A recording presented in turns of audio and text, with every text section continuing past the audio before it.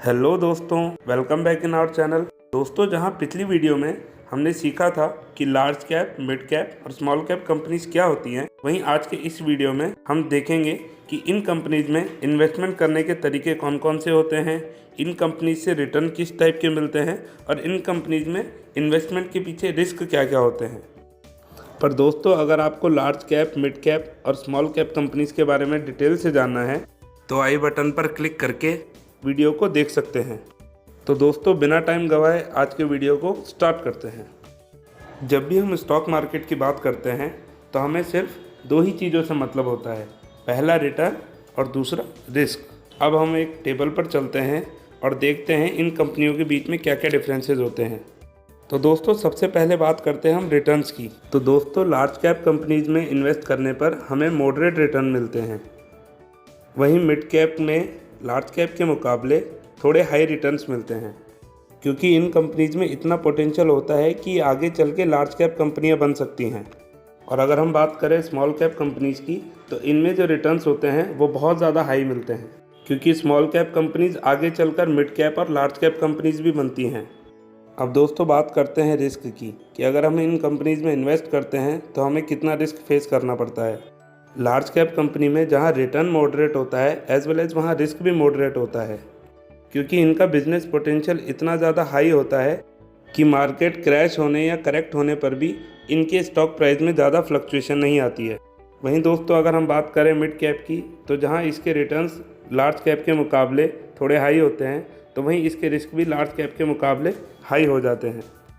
Small cap में जहां सबसे ज़्यादा रिटर्न्स मिलते हैं वहां रिस्क फैक्टर भी बहुत ज़्यादा हो जाता है, क्योंकि इन कंपनीज में इतना पोटेंशियल नहीं होता है कि मार्केट के करेक्शन या क्रैश को झेल सके या फिर किसी रिसेशन को झेल सके। अब बात करते हैं दोस्तों कि अगर हम इन कंपनीज में इन्वेस्ट करते हैं तो हमें कितने टाइम तक वेट करना चाहिए। तो दोस्तों, लार्ज कैप में जहां हम पैसों को शॉर्ट टर्म के लिए या लॉन्ग टर्म के लिए भी इन्वेस्ट कर सकते हैं, वहीं मिड कैप में हम 2 से 5 साल का टाइम पीरियड मान के चलते हैं, क्योंकि मिड कैप कंपनीज में अच्छे रिटर्न पाने के लिए हमें इतना टाइम देना पड़ता है। वहीं दोस्तों, अगर हम बात करें स्मॉल कैप कंपनीज की, तो इसमें हम मिनिमम 5 साल से लेकर 10 साल तक के लिए इन्वेस्ट कर सकते हैं, क्योंकि दोस्तों स्मॉल कैप कंपनीज के पास बहुत सारी अपॉर्चुनिटीज़ होती हैं जिससे वो अपने बिजनेस को एक्सपांड कर सकें और वो आगे चल के मिड कैप और लार्ज कैप कंपनियों के साथ कम्पिटिट करके मिड कैप और लार्ज कैप कंपनीज में कन्वर्ट हो सकें। तो दोस्तों, चौथे नंबर पर हम बात करते हैं वॉलेटिलिटी की। लार्ज कैप कंपनी के शेयर प्राइस मार्केट के गिरने और बढ़ने पर इतने ज़्यादा फ्लक्चुएट नहीं होते हैं। वहीं अगर हम बात करें मिड कैप कंपनीज़ की, तो इसकी वॉलेटिलिटी लार्ज कैप के कंपैरिजन में थोड़ी हाई होती है। पर दोस्तों, small cap companies high volatile होती हैं, क्योंकि मार्केट में जब भी करेक्शन आता है तो स्मॉल कैप कंपनीज के प्राइस एकदम से गिर जाते हैं।